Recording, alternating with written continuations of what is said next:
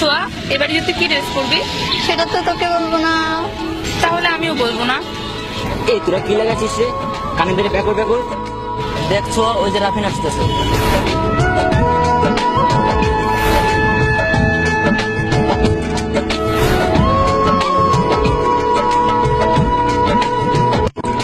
কেমন আছিস তোরা? নতুন মোবাইল কিনছিস মনে হয়।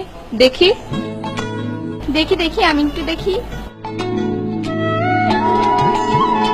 তোরা শুধু নিজেরাই দেখবি, আমাকে একটু দেখতে দিবি না? রাফিনের মোবাইল বলে কথা। আচ্ছা রাফিন, নতুন ফোন কিনলি তা একটা পার্টি দিবি না? পার্টি? আচ্ছা ঠিক আছে, তোদের জন্য আমি আমার জীবনটাও দিয়ে দিতে পারি, আর এ তো সামান্য একটা পার্টি। আচ্ছা ঠিক আছে, দেবো পার্টি।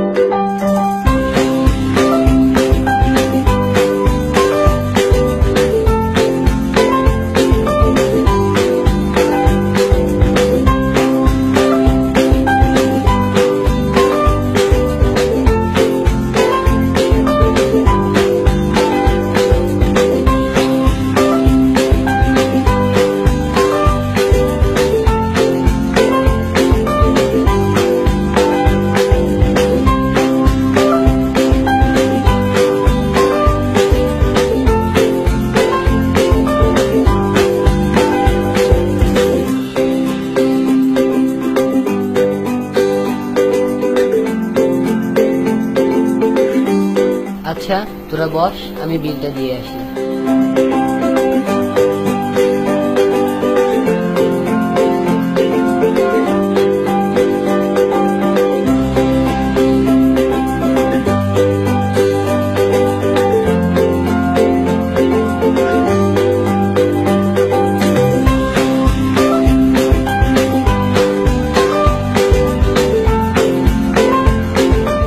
আচ্ছা রাফিন, তোর মোবাইলটা দে তো দেখি। মোবাইল? মোবাইলটা তো বাড়িতে রেখে আসছি। তুই না মিথ্যা কথা বলিস না, তাহলে মিথ্যা কথা বলছিস কেন? সিরিয়াসলি তোরা বিশ্বাস করিস না? মোবাইল তো আমি বাড়িতে রেখে আসছি। বাড়িতে রেখে আসছিস? তাহলে এটা কি?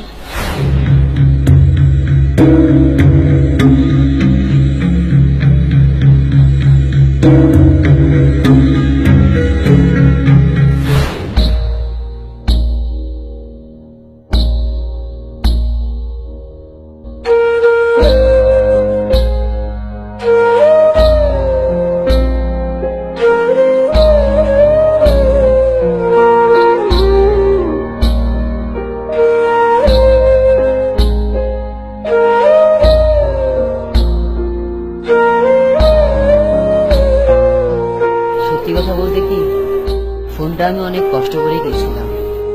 যেমন আমি টিফিনের টাকা, পকেট খরচের টাকা এবং আরো অনেক ভাবে টাকাটা জমিয়ে আমি ফোনটা কিনেছিলাম। যখন বললি পার্টি দেওয়ার কথা, তখন আমি আর তোদের না করতে পারলাম না। তোরাই তো আমার সব, তোদের জন্য আমি সব করতে পারি, আর এই তো সামান্য একটা পার্টি। তাই মোবাইলটা বিক্রি করে দিয়েই পার্টিটা দিলাম, শুধু তোদের মুখে হাসি দেখার জন্য। কিন্তু তোরা জানলি কিভাবে? কালকে যখন পার্টির কথা বললি, তখনই আমার সন্দেহ হয়েছিল যে তুই কিছু একটা করবি। তারপর তোর পিছু পিছু গিয়ে